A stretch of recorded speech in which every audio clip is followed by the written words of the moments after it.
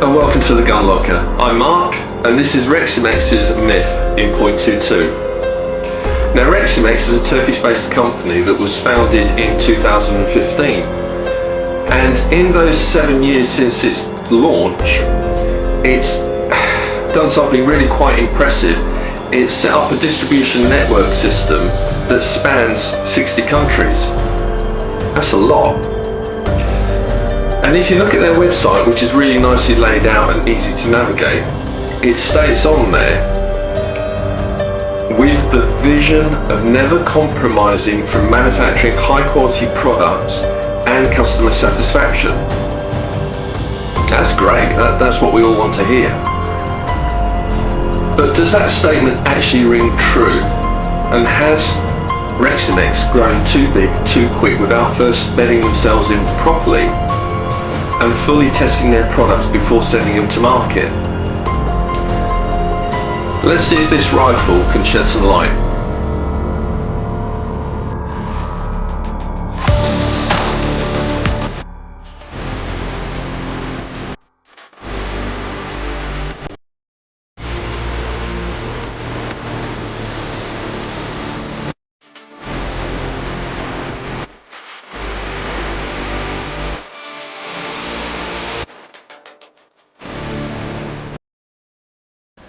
Right, let's talk facts and figures. And before anyone says anything, yes, hands up, I confess, I'm going to read from a script that I've written, but there's a lot to cover and I really don't want to miss anything out, so here goes. Right, known in the UK as the Myth, it's also known as the Tormentor in other parts of the world. It is a tactical style pre-charged pneumatic or PCP air rifle that is 840mm long or 33 inches and weighs in at 2.8 kilograms or a little over 6 pounds unscoped. The rifle is available in .177, .22 and .25 calibers in the FAC full power version, or .177 and .22 in the sub 12 foot-pound version, and this is the .22 in sub 12 foot-pound.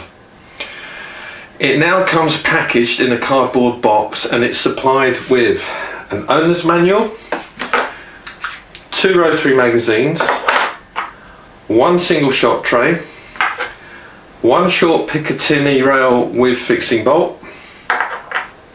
We've got 1 quick release Foster fill connector. We've got 3 hex keys, a few spare O-rings. We've got some targets and some scorecards. And the rifle also came with a chrono test sheet from the distributor, and we'll cover more of this in detail later on. So, when the Myth was first released a couple of years ago, you might have seen some online reviews where the reviewers stated that this rifle came supplied with an ABS hard case. Now, when I asked the distributor why this is no longer happening, I was told that it came down to pricing and issues or recurrent faults with the cases. So, you know, now we're down to just a cardboard box. Now, this rifle utilises a dual air reservoir system. It has a 250cc air bottle on the back and a 130cc cylinder on the front, giving a total volume of 380cc. And there's a bit of discrepancy here with the manufacturer's literature, and I don't know whether it relates purely to the FAC version, but the Reximex's fact sheet states that there is a 380cc bottle to the rear and a 250cc front cylinder, providing a total volume of 630cc. Now, I've not seen the FAC version, so I can't give a definitive answer on that, but I can say for sure that those figures do not relate to this rifle. The frame and the cylinder are both marked up with a maximum working pressure of 250 bar. However, the action has a pressure safety valve washer fitted, and if the pressures are too high, this will blow to protect both the owner and other parts of the rifle. And if that happens, you'll be looking at a trip to your local gunsmith to have it replaced. So the recommended fill pressure is around 200 bar, and when filling, Slow and steady is the best way to go. Now, working from the butt to the muzzle, the stock is made up of two parts. The butt is constructed from a moulded plastic sleeve which shrouds the rear bottle, and there's adjustable rear butt pad which can move up and down once you've released the spring button, and it can also go in and out once you've undone the two 2mm hexagonal grub screws that you can find at the end of the butt here. There's also a factory fitted stud. The fore end, now this is also moulded plastic, incorporates an ambidextrous pistol grip. It's quite comfortable. It has a spare magazine housing underneath here. It's got a Picatinny fixing point, and it's got another factory fitted stud which I've attached my bipod to. Now the butt, the fore end and the pistol grip have stippled finished moulding into the plastic to aid grip. Again, with regards to discrepancies, if you were to look online you may see some claims that the Myth has a soft touch synthetic stock. There's certainly nothing soft about this. It's hard plastic. It's got an adjustable trigger, but more on that later. And there is a manual cross-bolt safety button situated above and to the rear of the trigger, and it's within easy reach of the finger and the thumb. The Myth's cocking lever, which you can see here, it's red power. I've got to make sure that I get this one right. It's just here. Power switch and the manometer are all located on the right side of the action. The cocking lever cannot be swapped to the other side, unfortunately. The rifle is unregulated, but Reximex's literature does state that a regulator is optional, and I can only assume that's for the full powered version.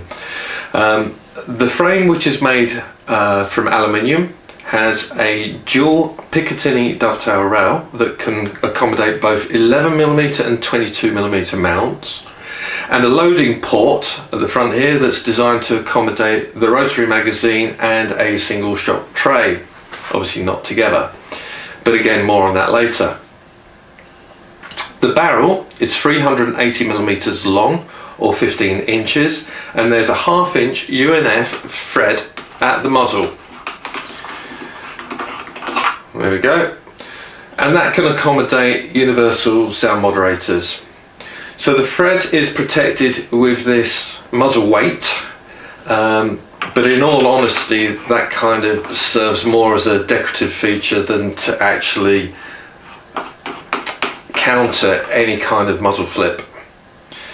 And with regards to facts and figures, that's about it. Yeah, tried to get that one over quite quick, and again apologies if you caught me reading. Sometimes I forget bits and then I kick myself afterwards. Anyway, on to the rating of this rifle out of 5 stars, and we're going to start off with the accuracy test. So yeah, let's go on to that, have a bit of fun.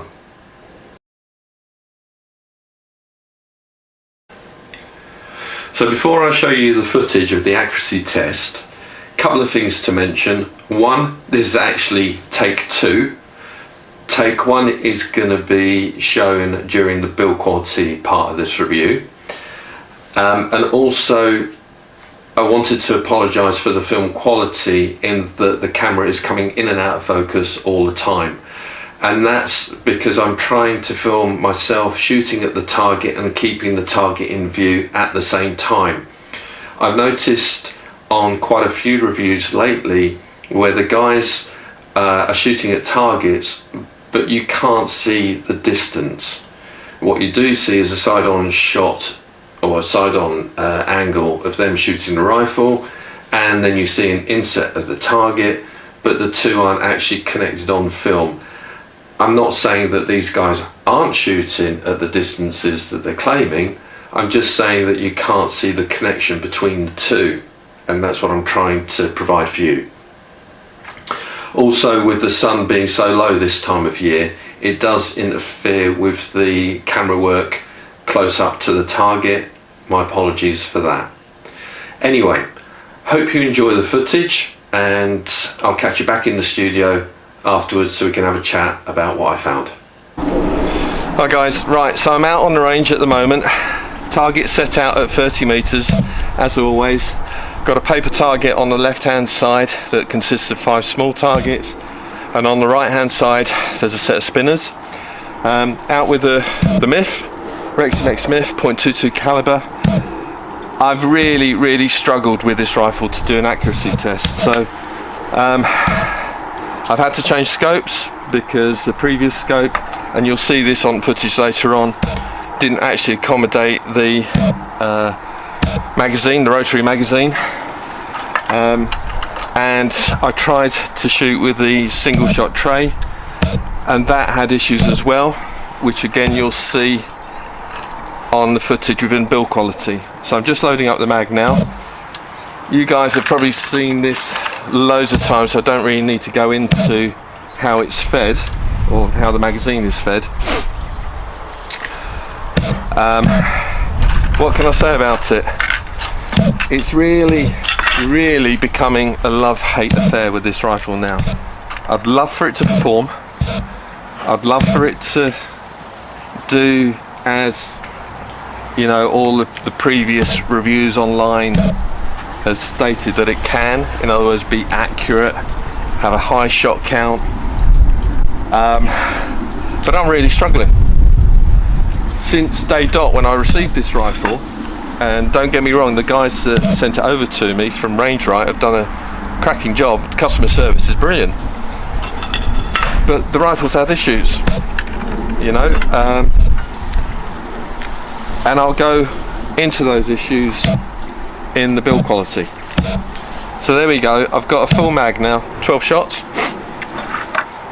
and what I'm going to do, give this my best go. I'll go for the paper targets first. So it loads in from the right hand side, clicks in. Paper targets first as normal, so I'm going to start on the bottom left hand target. I'm a little bit conscious it looks like it's going to absolutely lash it down, but temperature wise it's mild, a little bit breezy, nothing too major, and I'm going to give this my best shot. So let's see how it performs. Safety's off, bottom left hand target.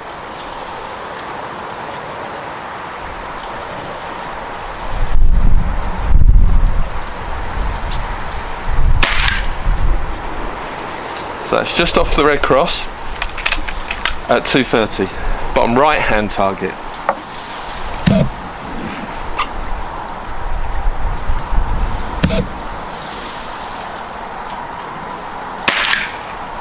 That shot on the outer ring at 1 o'clock. Top right hand target.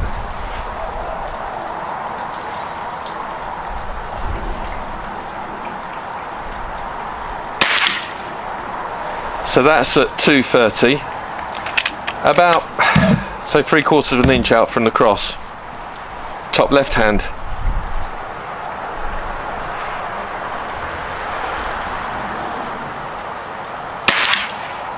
That's directly at 12 o'clock, but just on the inside edge of the top ring, of the outer ring, sorry.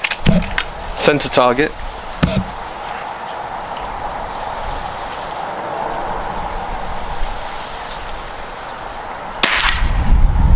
That's actually hit the cross. So now I'm going to go on to the metal spinners, and we'll go top left first.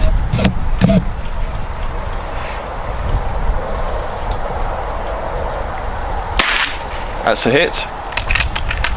The middle. Sorry, top middle.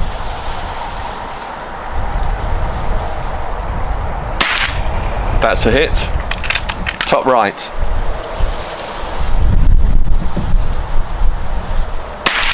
That's a hit. Dead center. So the middle target. And this is actually presenting me with a 3/4 face, so I can't see it all.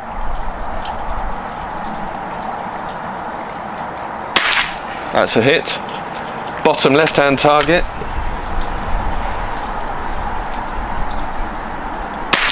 That's a hit.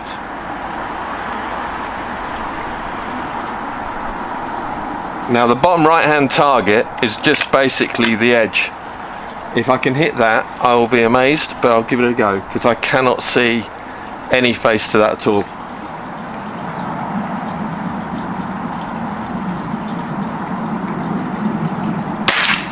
That's a hit. And that's really surprised me with the way that it's acting on the paper. So I've got one more shot left. I'm going to go back to the center target on the paper.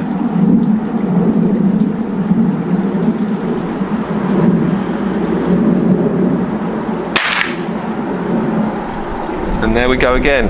It's at 12, but it's just outside the ring. And this is the frustrating part about this rifle. It's just so inconsistent. You know, you can't kind of, it's very difficult to group. The pellets go all over the place. You know, sometimes you think, is it me or is it the rifle? Then it hits, then it's bang on target, and then it just sends a wayward pellet. And issues with pellets that I've had trying to get the best for this gun is just crazy. So anyway, with regards to scores for accuracy, because of his inconsistency, it's going to be 2.5, maybe 3 stars. I'm not going to give it more than that. Well, the rain is coming in, so I best get myself in.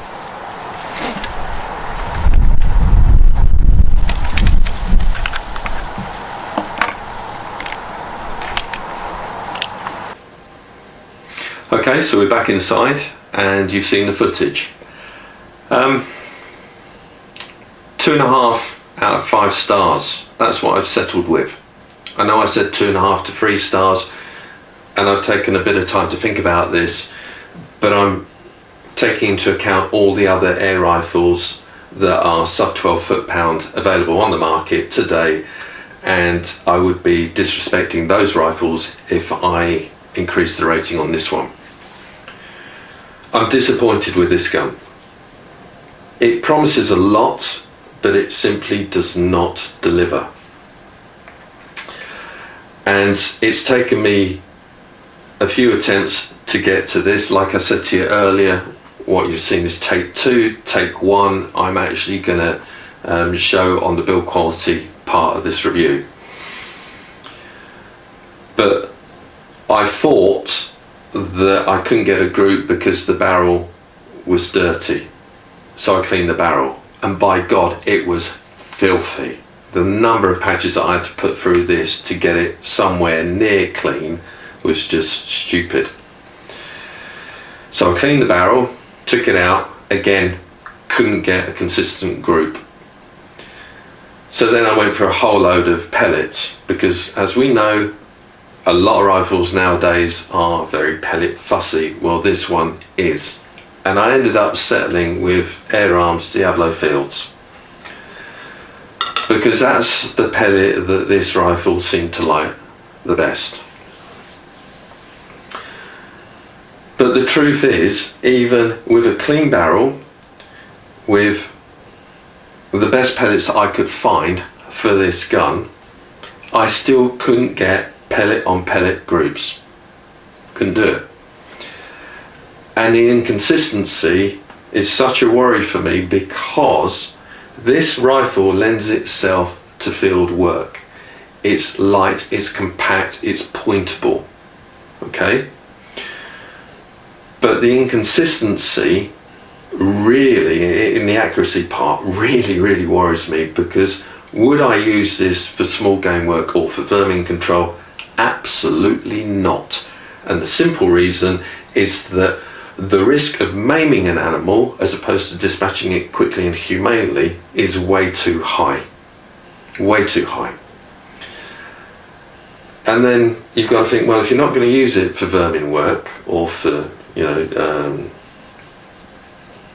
sort of small game hunting, what would you use it for? Well, it's too inconsistent for field target work. So now you've got a rifle that you're not going to use for field target work, you're not going to use it for vermin control or small game hunting, what would you use it for? You're going to shoot it in the back garden, you might shoot it on an indoor range. But you're paying a lot of money for the privilege. And yes, before anybody says it, it's a budget PCP, I get that. But the retail price, or recommended retail price for the Myth in the UK is £565. And I've seen it, you know, vary from 560 to 585. Now, if that's your entry level into the PCP scene, don't forget you've got to buy the scope. You've got to buy, well, in this case there's a bipod on here. You'll want a moderator because it barks, and you're definitely going to need an air supply. And a cylinder, you know, you're looking at between 160 to over 200 pounds, depending on the size of the cylinder.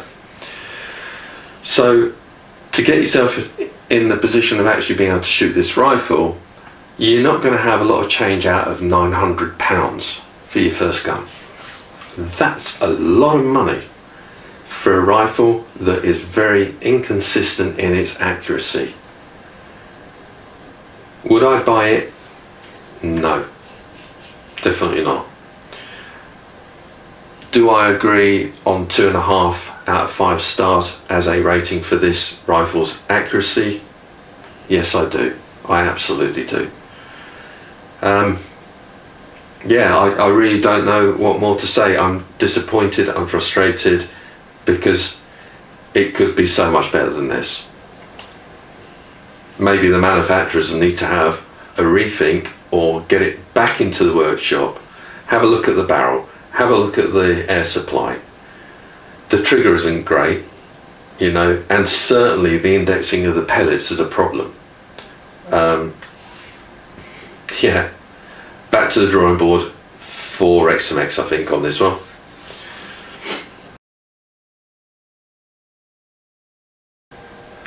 Okay, let's talk about aesthetics.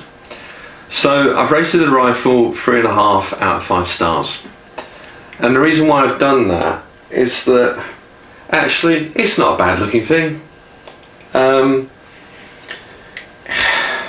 It's got that nice compact feel to it.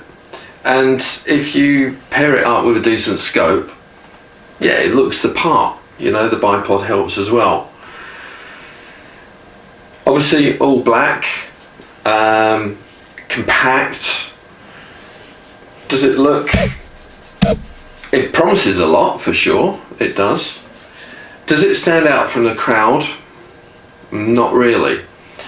And one of the reasons why I say that is because I went into a dealership last week, actually, and great guy. He's got hundreds of rifles in his store, and I always enjoy going there because he's got quite a selection. I'm not going to mention who it is, but on his racks he's got the Myth, and he's got about half a dozen of them, you know, all lined up, and they're in a central position within the store. But did my eye go straight to them? It didn't, actually. I was quite surprised how nondescript the rifle was, and it was almost lost in the racks because there were other prettier rifles out there.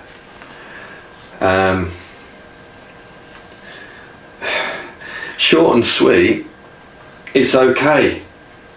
It's yeah, it's just okay.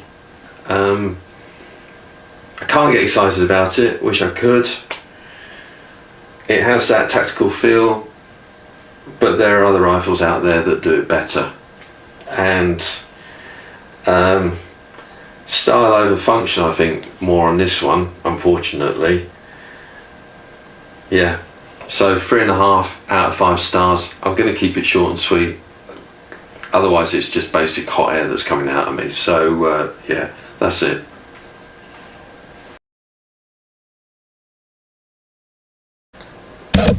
Right, build quality.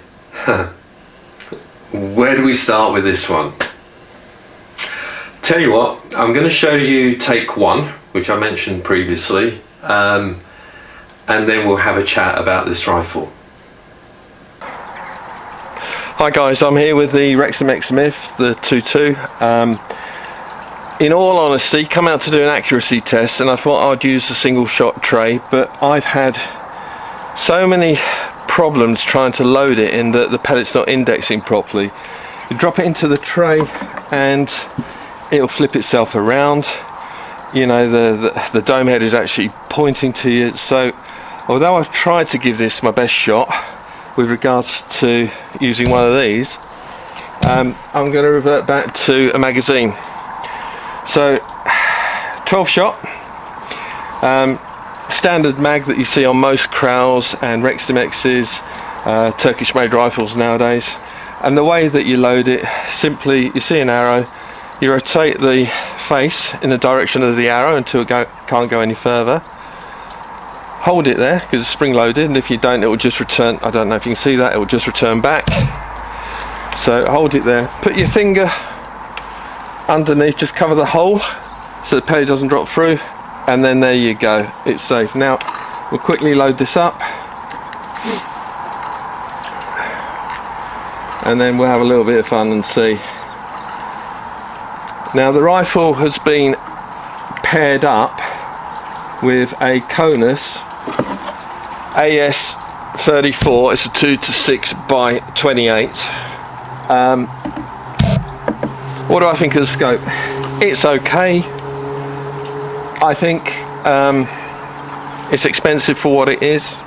You do have an illuminated reticle, but the actual reticle itself is quite wide and the magnification is quite low, so out at 30 meters it's actually quite difficult to see my target. And there's also obviously possible parallax issues with this as well. Anyway, I'm going to give it my best shot. I'm using these magazines, and yeah, we'll see how they go. And pellets wise, I'm using Diablo Fields.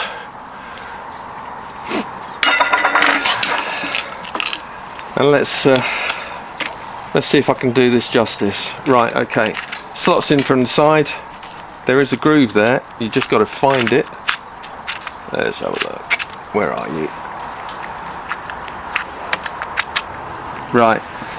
And that's why I can't use a single the magazine fed, because with this scope I can't actually get it to fit under the scope itself with this mount. Right, let's try with a single shot again. What a disaster this one's turning out to be, but we'll give it a go.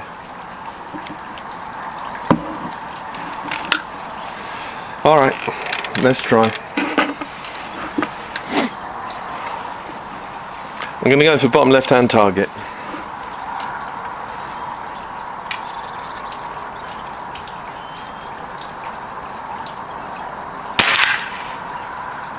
That seems to be on the cross.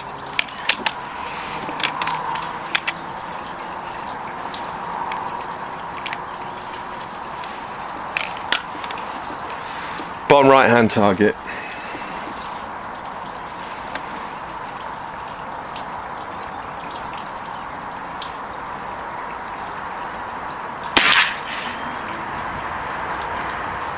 Not sure where that one went.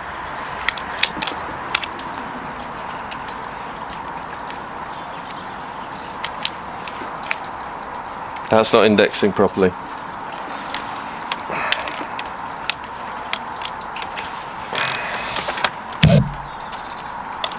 And that's why, because there are two pellets that didn't shoot the last one and I've got a jam. Okay guys, well that's the issue that I'm having with this rifle. So with a low mount you can't get the magazine in, and with a single shot tray it doesn't index properly. Not great. So there you go, you've seen take one, and you've seen some of the issues that I've had with this rifle. Got to say, I'm looking back at that and thinking, why did I include it? Because it makes me out to be a little bit dim for the fact that I forgot that a low mount or a low mounted scope wouldn't accommodate the rotary mag.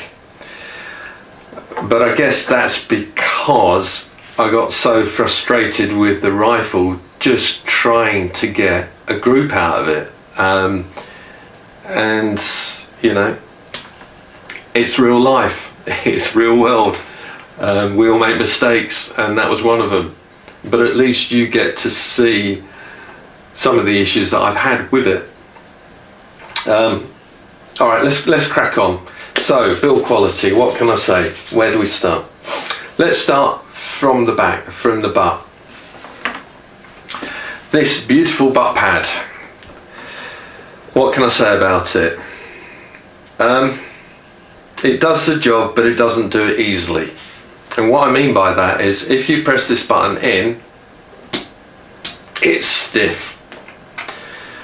It's starting to loosen off because I've moved it up and down quite a few times. But if a person's not as strong as me, and I'm not particularly strong, it takes some effort. Okay, so that's one thing. Secondly, to adjust the reach, there are, and I know this may sound really silly, and this took a bit of time for me to work out, but there are 2 grub screws here, and I've already mentioned that they're 2mm hex screws.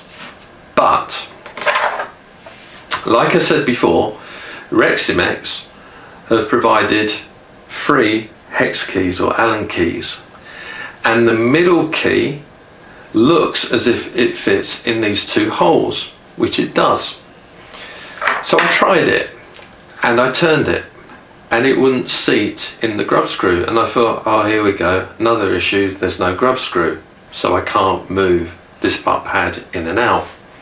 And for a while I left it closed, but I thought, no, actually there's got to be some grub screws here. I looked in the owner's manual, you know, it tells you how to do it, so I thought I'd have a look again. I shone an LED light into the hole, and yes, there are grub screws, but they're 2mm grub screws. They're not 2mm Allen keys. So I had to go and get another Allen key that would fit the grub screws. And then, yes, once I released those, this butt pad would come out. What's a little bit disconcerting is the fact that those grub screws are so small that you wouldn't want to release them and tighten them, release them and tighten them several times, because you're going to strip the heads of the grub screws. And why on earth Reximex couldn't actually provide a grub screw to suit the Allen key that they've provided, I have no idea, because in all honesty those grub screws would be more robust. They could take a little bit more, like I say, releasing and tightening, and it's something that could be very simply designed out. So that's the butt pad. Now let's move forward. The trigger, it's okay, but it's not great, and I haven't adjusted it, even though it is adjustable. And it's adjustable because there's a blade on a post which can move up and down, and it's also adjustable for sensitivity. But to adjust it, what you have to do is unscrew the cross bolt. So you basically work and it comes out, so you take the safety out, and then via the spare magazine housing there's another hex bolt which you undo, and this fore end comes off to reveal the the sensitivity screw that you can release with another Allen key. But because of the issues that I've already found with this rifle, I've not done that because I don't want to damage anything else. I don't know if it's robust enough for me to be able to do that.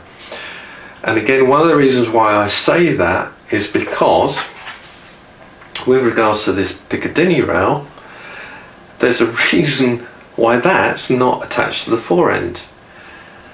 And the reason is that the fixing bolt that they've provided, and they being Reximex, is steel. the thread in which it locates within the forend is plastic, and that's already been stripped. So there's nothing for that bolt to bite onto.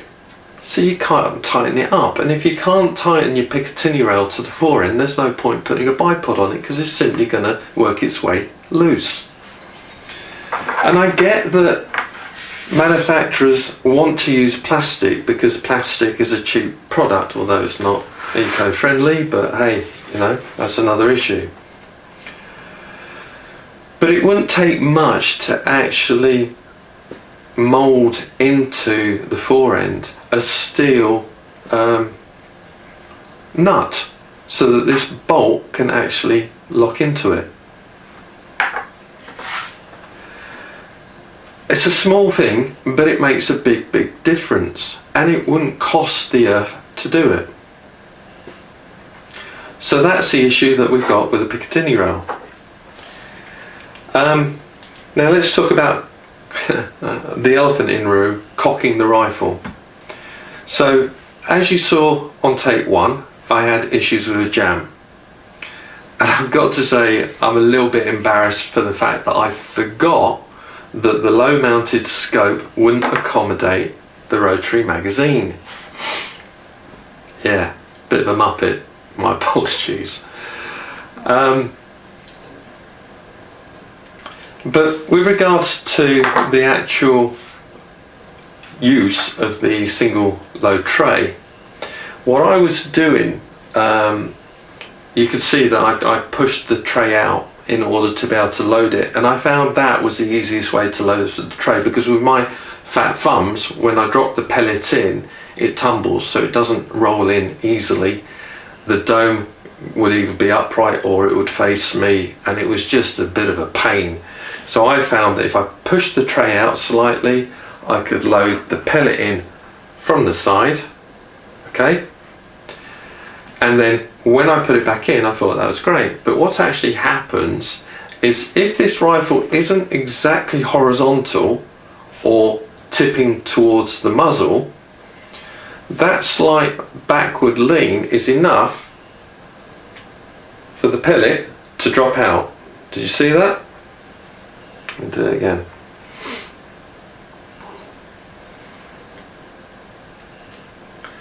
And that pellet then loses itself within the recess, and I'll show you a picture of this on screen, that appears when you cock the rifle. It gets lost in that square hole. And then obviously when you close the bolt and you think that you've indexed the pellet, you haven't. And that's what happened. I took the shot thinking that I'd shot a pellet, and I hadn't shot a pellet. I then went to reload it, and that's where the jam occurred, because the probe pushed the pellet out of the recess back into the tray, and it jammed against the one that was the second pellet that I put in here. So we've got a design issue which needs to be looked at. I'm just going to decock this rifle, and that's now safe. And then that's the single shot tray covered.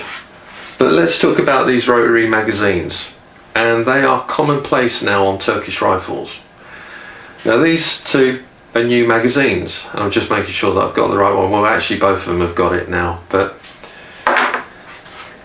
what you may or may not see with the camera, I'm hoping it's going to pick up, there's a slight light refraction going across the clear plastic face of this magazine.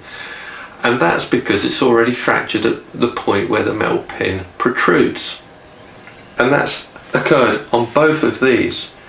So it has a lifespan, a limited lifespan, before that fracture goes right across the plate and it'll be useless. And not only that, I actually had to get 2 spare magazines because these two wouldn't index the pellets properly. And because the pellets weren't indexing properly, and they were kind of, it appeared that they were entering the barrel on a slight angle, the skirts were possibly kind of distorted, and it was forcing the pellet to fly askew. So we got issues with the rotary magazines. So that's basically this part of the rifle covered. Now let's go to the front of the rifle, to the muzzle end, and let's go to the filling port. Something has happened because Reximex have changed this. It's not, I mean, previously it was just basically a filler probe that you'd push in, and now they've gone with a Foster fill quick connector. Well, and I haven't got any issue with this. I think it's a great connector, it's nice and easy. But something's obviously happened for Reximex to change the design. What I do have an issue with is this. That is a female end. And the whip on the cylinder has a female end. So you can't actually screw that to the whip to be able to fill the gun up. What you have to do is go out and find one of these, an adapter, and you screw that adapter into the female end to provide a male end which will screw into the female whip. Now you're paying, or you would be paying, in excess of £565 for this rifle, and Reximex didn't supply an adapter to fit the connector so that you can fill the gun up. Really, you know, that could be better. It's pennies. Well, it wasn't actually. It cost me a few quid and wasted time to go and get this, which was a little bit annoying. Oh, and let's talk finally about this barrel. So it wasn't grouping, and I couldn't work out why it wasn't grouping. I thought, all right, okay, I'm going to clean the barrel out. I don't really like cleaning barrels out because at the end of the day they need to be leaded in order to fly straighter, more consistently. But I cleaned the barrel out and it was absolutely filthy. I put patch upon patch upon patch through the barrel to clean it. Okay, I've got it somewhere clean. I go out again, I shoot the rifle, and it's still shooting like a shotgun. You know, I just cannot get a group. So then I think, right, okay, as we know, PCPs, they're all very pellet fussy, so let's find a pellet that suits this rifle. I eventually settle on the Diablo Fields, okay? But the fact is, having gone through all of that, having cleaned the barrel, I can't get pellet on pellet accuracy. And that's a problem. And I don't know whether it's the combination of the length of barrel and the hammer spring that's being used, and the fact that maybe the pellet isn't using all of the air up that's following it up the barrel, and it's causing some turbulence when the pellet leaves the muzzle with the air still behind it, that's, you know, off balancing the pellet in its flight. I don't know, I'm not an engineer. I wish I knew a little bit more about that. There are guys out there that do. But either way, we're looking at a rifle that doesn't shoot straight, and that's frustrating because it could be so much better than this. I think the manufacturer needs to go back to the drawing board, needs to take a good look at this rifle and make some improvements. And once they've got those improvements sorted, then it could be a decent little gun. But at the moment, no. At the moment, the build quality is letting it down. And it just seems to me that, you know, with regards to all of these issues, they could be designed out quite easily without a great deal of expense. But in my mind, you know, I made that comment at the very early stages of this review: has this company grown too big too quick, focused on maybe the aesthetics rather than the build quality to get a product out at a cost that they can afford, but knowing that there are design faults within it. I think if they've done that in order to build a brand, it's a mistake, because before too long I can see people taking these off of their shelves because of the issues that are inherent in the guns, and that will cause the manufacturer, in my mind, and this is only my opinion, don't forget, but that will cause the manufacturer more harm than good. So maybe have a think about it, back to the drawing board, design out all these silly little issues, and then relaunch the gun. But relaunch it so it's shooting straight and that it's more pellet friendly, because it's a budget PCP. And being budget means that the guys that buy it aren't experienced necessarily, and they won't necessarily know that they've got to spend £100 or £150 or £200 on loads of different pellets to find the right one that's going to suit the rifle. So think about the end user, Reximex.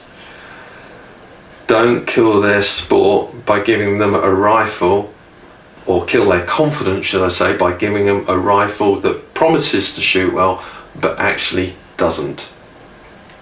Yeah, it's a shame, but it's true. And with regards to ratings, I've given it 2.5 out of 5 stars, and at the moment I believe that's what it should be.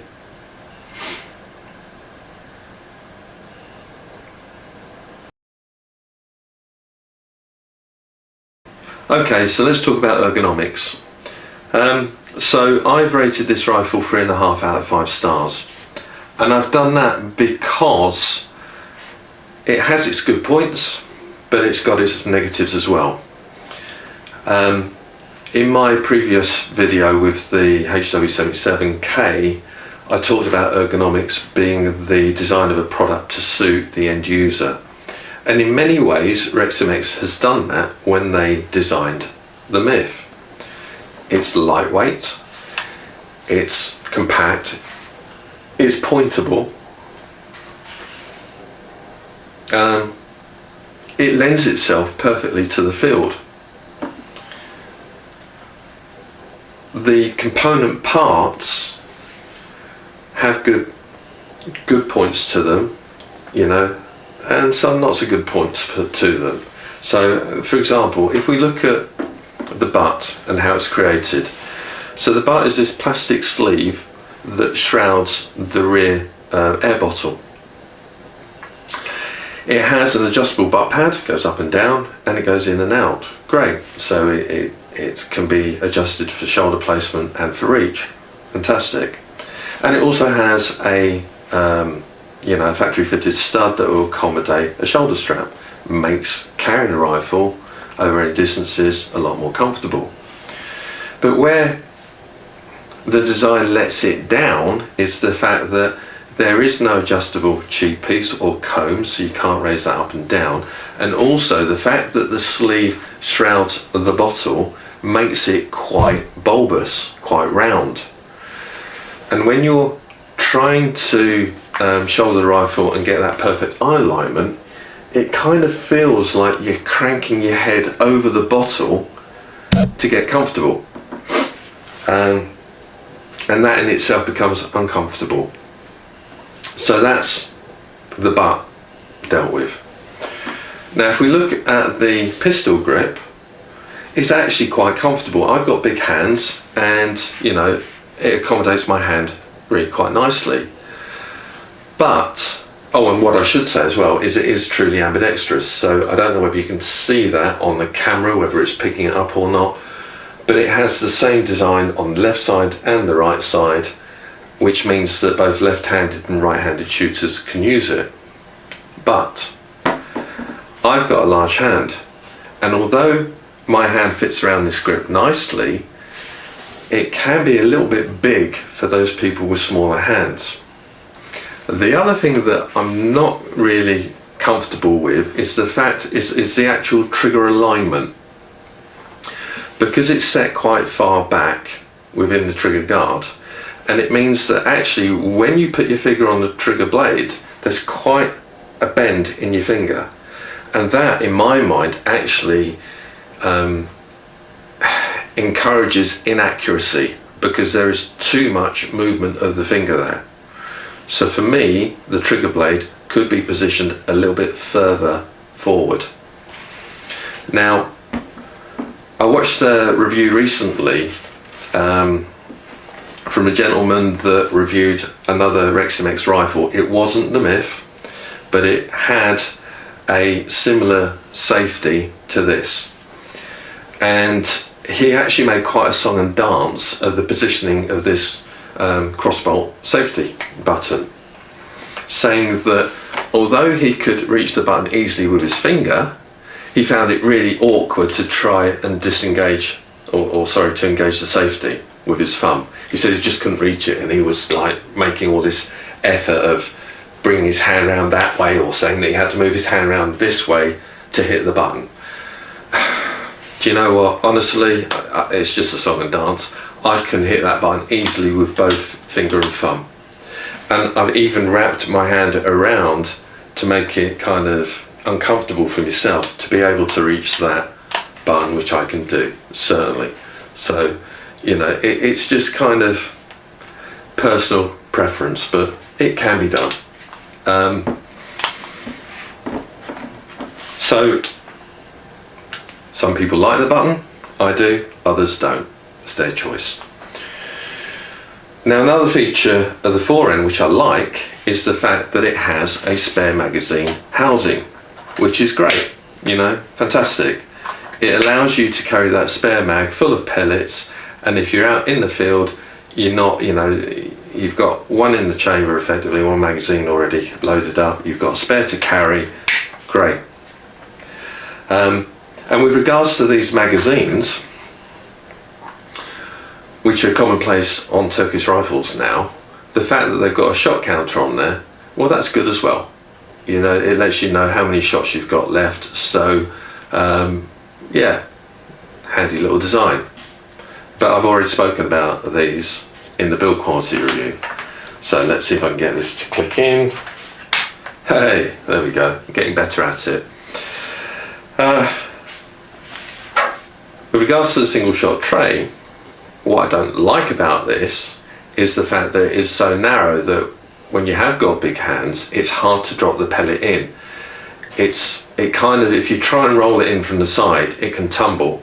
So it doesn't necessarily align properly. The dome can be facing upwards or even back towards you, and then you're trying to flick, you know, the pellet around within the tray.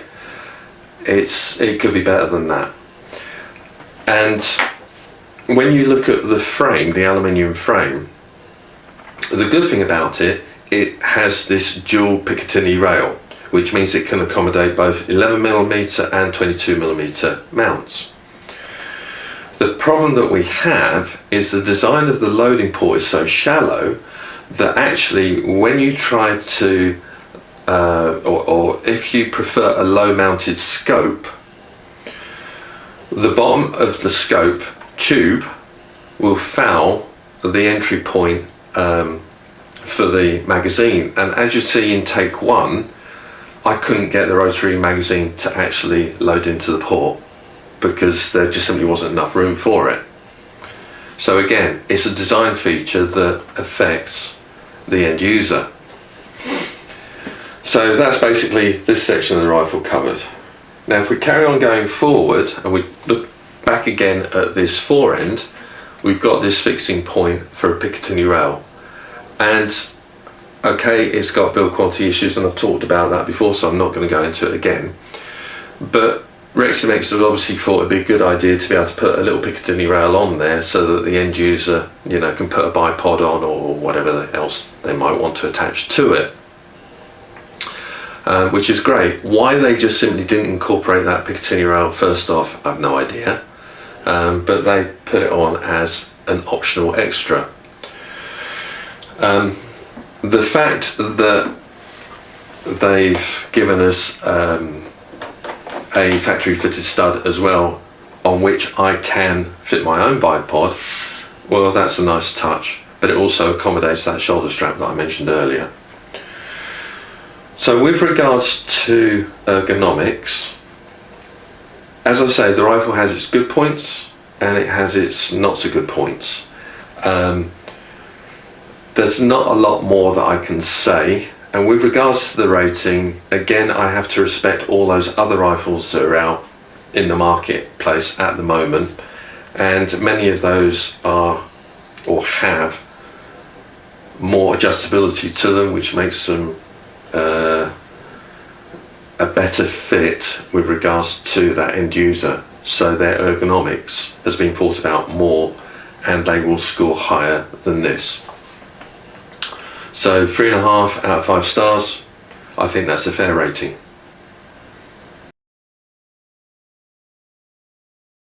So handling. I'm actually going to score this one quite well. 4 out of 5 stars is what I've given it. And I've done that because, one, it's lightweight, and that's always a bonus. You can carry this all day long and not feel tired. 2, it's compact and it's pointable,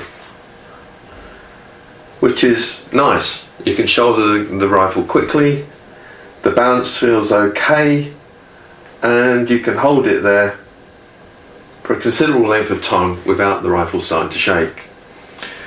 I've already mentioned there are some issues in the ergonomics design of the rifle, but overall 4 out of 5 stars for handling. Yeah, why not?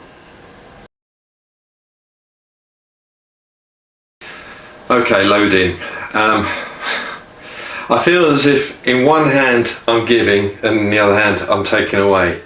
With handling, I rated this gun 4 out of 5 stars, and in loading I'm going to rate it 2.5 out of 5 stars. You've seen the issues that I've had with the gun so far, and it's had issues with the rotary magazines in that they weren't indexing properly. It's got issues with the single shot loading tray, and I've already gone through all that lot. The cocking of the rifle itself, the motion is okay, you know, that's nice and smooth, a little bit firm but nice and smooth. And I'm just going to decock this rifle now. Oh, hang on a sec, pressed it the wrong way, there we go. So that's safe, I'll put it back into safe. So that's okay, but the pellet probe, the way that that's been designed, obviously when you cock the rifle it opens up a square void in which the pellet can drop into, so using the single load tray is problematic. The magazines themselves, like I've said several times now, they are a firm favourite with the Turkish rifles, and generally speaking they're okay to load, a little bit fiddly, but they've got a definite lifespan. And again, like I've said previously, it's the luck of the draw as to whether the magazine is going to index the pellet properly or not. So unfortunately the rifle does have issues, you know, it does need to be looked at again. I'm hoping that I can load this back in, there we go. And 2.5 out of 5 stars may seem harsh, but with all the issues that I've personally encountered when shooting this rifle, I think it's fair, and I really do hope that the manufacturers, Reximex, go back to the drawing board with this, and see what they can do to make the improvements where needed, because there are improvements that need to be made. So yeah, short and sweet on this one. Frustrating. I would generally love to give this better ratings. I just feel like I'm the big bad wolf at the moment, but there we go. That's what I've experienced, and I've got to be honest.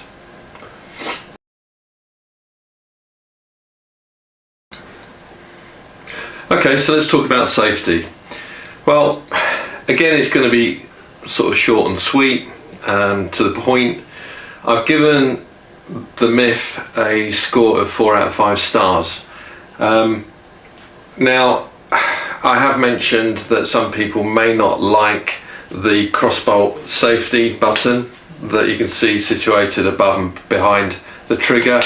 For me, I find it perfectly accessible, easy to use, and there is an indicator on, I don't know if you can see, you probably can't actually, but on this side you've got a red mark that pops up when the gun is live, so ready to fire. Now, there is a bit of an issue with this bolt, and it's a design feature, it's a built-in design feature that I personally don't like, and that's the fact that if you want to adjust the sensitivity of the trigger, you have to unscrew the safety bolt or button, remove it before undoing the hex nuts found within the spare magazine housing, so that you can actually lower and remove the fore end. Now, in my mind, if you can easily remove something, well, then you can easily not put it back, and I don't know how safe this gun would be if that button wasn't in place, and it might just be tempting for people not to include it for whatever reason. I don't know, but it's a possibility, I suppose. And the one thing that I really don't like about PCPs, for the most part, is that once you disengage that safety, and this is a manual safety, it's not an automatic safety, so you have to engage it and disengage it manually. I don't like the fact that you can cock the rifle and it's automatically, you know, in live fire state if it's left like that. I think you're always opening yourself up to accidents, and it gets rid of that discipline of actually, you know, disengaging the safety to shoot when you're ready to shoot. And I know some people are annoyed with that when they're, you know, at the range and they want to shoot quite quickly, so, you know, they don't feel the need for it. But it's a safety feature, and you know, I have experienced occasions on shoots where accidents do happen. A simple slip, you know, somebody tumbles and the gun goes off. It happens. So in my mind, I would rather an automatic safety that clicks on, which you then have to disengage before you fire, and I think that's the safer way to be. Now, bearing or saying all of that, does the safety work? Yes, it does work. And another thing that I like about this rifle, where, you know, quite a few of the manufacturers seem to be going the same way, is that they've taken the manometer away from the dangerous end of the rifle, and in this case with the Myth, they've put it to the fore end, on the right side of the fore end, and you can see that display. It's nice and clear, and provided you're sensible when you're filling the cylinders with air, then there shouldn't be any problems at all.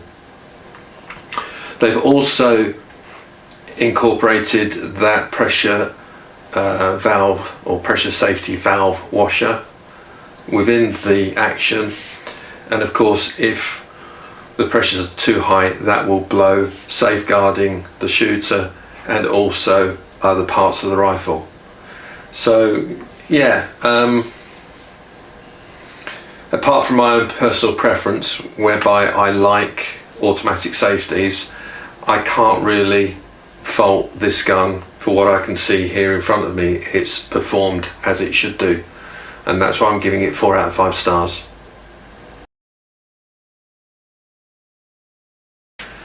Okay, let's talk about shot count.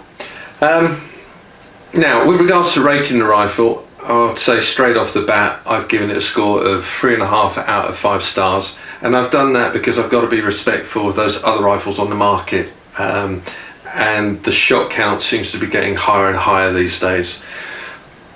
Saying all of that, the rifle does have a 250cc bottle on the back, 130cc cylinder on the front, combined volume 380cc. That's a lot of air, and it's going to be good for a good few shots. Now, I'm not going to try and prove everybody wrong and spend a fortune in pellets, getting the exact figures. I'm just not going to do that. I like to save my pellets, and maybe I'm a little bit tight, who knows. But anyway, the official figures published by Reximex, and you can find this on their website, for this rifle in full power FAC format gives the following figures, and I apologise, I've got my cheat sheets here, so I'm going to read from this cheat sheet. So in .177, firing 8.44 grain JSB pellets, this rifle achieved speeds of 332 meters per second, which equates to 190 feet per second, and a power output of 22.3 foot-pounds. Now, they've given an optimum or optimal velocity range of between 250 bar pressure and 100 bar pressure. So basically what they're saying is that they've topped it up to max and they've shot the gun through from 250 bar all the way down to 100 bar to see how many shots it could achieve at that high power. And in the .177, they achieved 126 shots. In .22, shooting 18.13 grain JSB pellets, the rifle achieved speeds of 270 meters per second or 880 feet per second. It had a power output of 31.2 foot-pounds, and it managed to shoot 108 shots, or fire 108 shots, should I say, at that same optimal velocity range. And in the .25, shooting 25.39 grain pellets, actually I'm quite surprised at this, because there's not a big difference between the 2.2 and the 2.5, in that yes, the speed was reduced, but it's gone down from 270 to 255, so only 15 meters per second slower, and gone down from 880 feet per second to 840 feet per second. So that is actually quite impressive, if it's true. The power output, on the other hand, has increased quite a bit to 39.76 foot-pounds of energy. And again, in that optimal velocity range of 250 bar to 100 bar, the rifle achieved a figure of 90 shots. Now, I said at the very start of this review that the distributor actually included a chrono sheet with the instructions and the other bits and pieces within the rifle. And what they've basically done is they've shot 12 pellets through this rifle, and it achieved speeds, and bear in mind this again, this is the 2.2 sub 12 foot-pound. It achieves speeds from 562 feet per second to 571 feet per second. So there was a spread of 9 feet per second. And the power output, basically it's working around about 11.4 foot-pound. So it's, you know, it's in the right range for a full power sub 12 foot-pound rifle. Now what I will say is that, okay, I might be tight and I might not want to prove these manufacturers wrong in spending a lot of money on a load of pellets, just, you know, pumping them through the gun for the sake of it. But I did put quite a few shots through it. And what I found, and bearing in mind again what I said about the safety pressures and the recommended fill pressure of 200 bar, and not the 250 bar that Reximex are quoting on their website, but 200 bar. I found that as that pressure dropped and it got down to about 160 bar, I noticed that the elevation of the shots themselves was dropping, so the pellet was dropping, and you know, it became very clear quite quickly that the rifle has a definite sweet spot.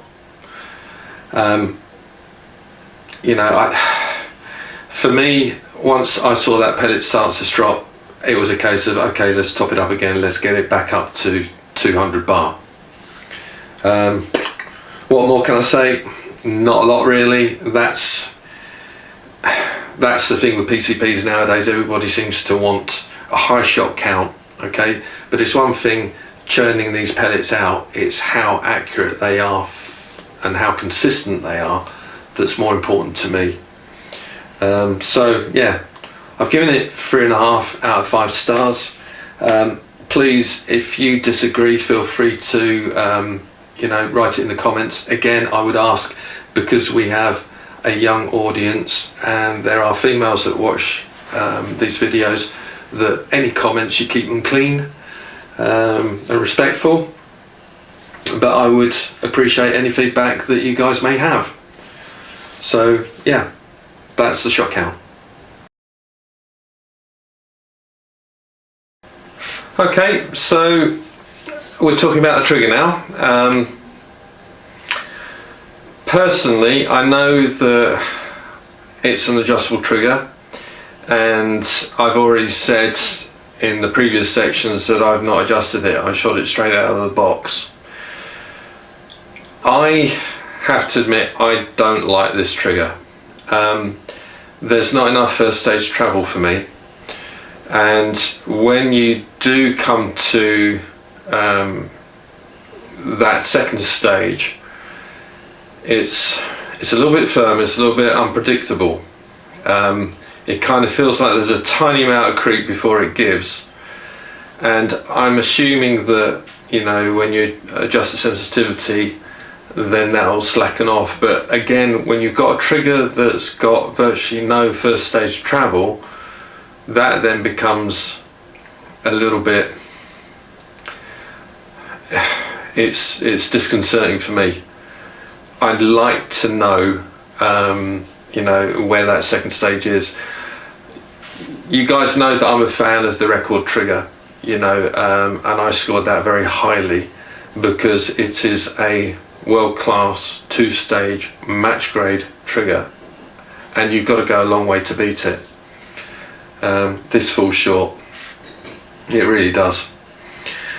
What I'm going to do, the gun is empty. I'm going to cock the rifle, I'm going to put it in fire mode, and I'm just going to pull this trigger, but I'm going to use my left finger. I'm right-handed normally, hoping that you can see how much creep there is on this. So obviously you're going to hear a bang, okay, and I also wanted you to hear the bang, so that, or the muzzle blast, so that you could hear how loud this rifle is. It does bark. I'll do that again.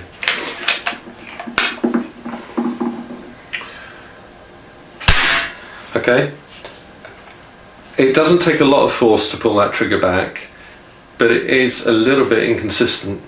And what I will do, just out of interest whilst I'm messing about, and I know we're talking about the trigger, but a guy I know, he's developing mods, and I thought, hey, why not? Let's see if it makes any difference, because we're in the studio. This is his design, and he's hoping to get them out on the market soon enough. It does fit, bear with me. And it makes a considerable difference. It actually knocks the decibels down from 87 decibels to 77, 76, 77. So it drops about 11 decibels, which is quite a lot actually. So I'm just going to cock this again, and I'm going to pull the trigger, and that's the difference. So great moderator, And that's all I'm going to say about that for the time being. I'll talk about it more in another review. And it is a prototype, so it's going to change. But let me go back to this trigger. So as I said, it is adjustable, but it's only adjustable for sensitivity, not for travel, not for first stage or second stage. So it's very, very limited. Actually, I've got to catch myself there. It's also adjustable with the blade on the post, so that can go up and down and it can swing left or right. But with regards to the action of the trigger itself, it's only adjustable for sensitivity. So with regards to giving it a rating, 3 out of 5 stars, I think that's fair. It's nothing special, it does the job. Maybe it's a little bit inconsistent. Personally, I don't like it. Yeah, we'll give it one more go.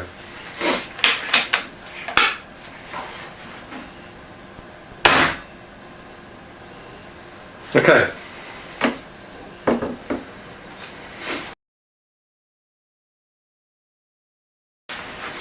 Right, well, we're coming close to wrapping up this review. Last topic to talk about is value for money and how would I rate this rifle. I think it's pretty obvious now that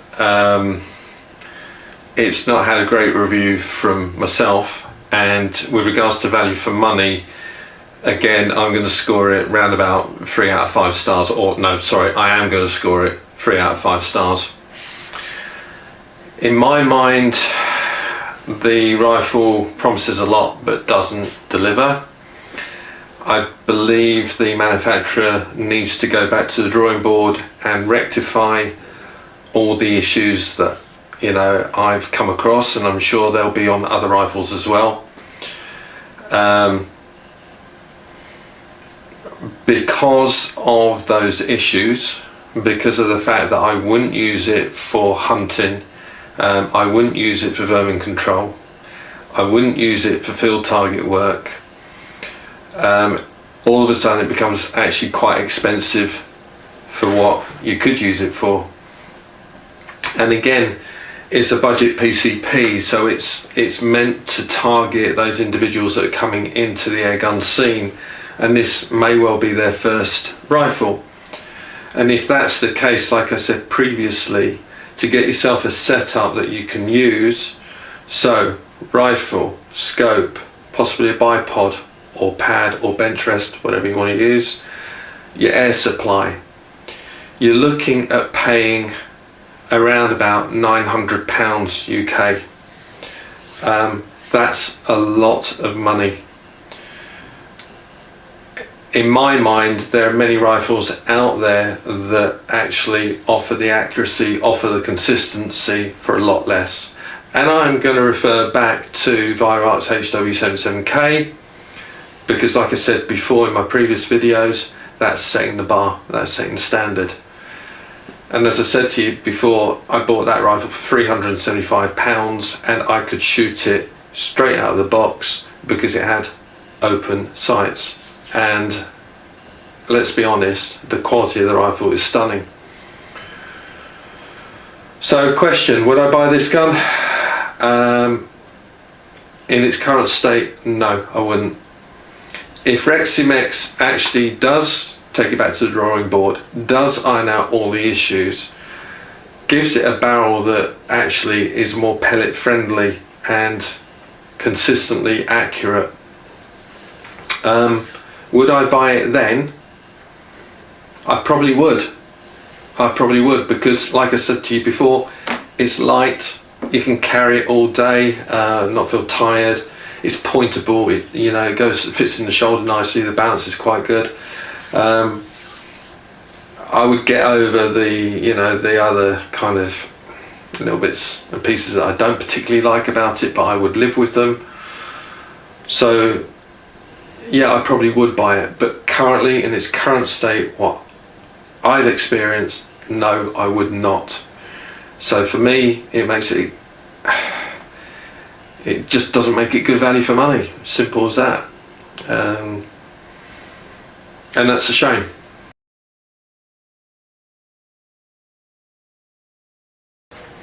So we've finally come to the end of this review, and we've got an overall score of 32 out of 50, or 3.2 stars out of 5.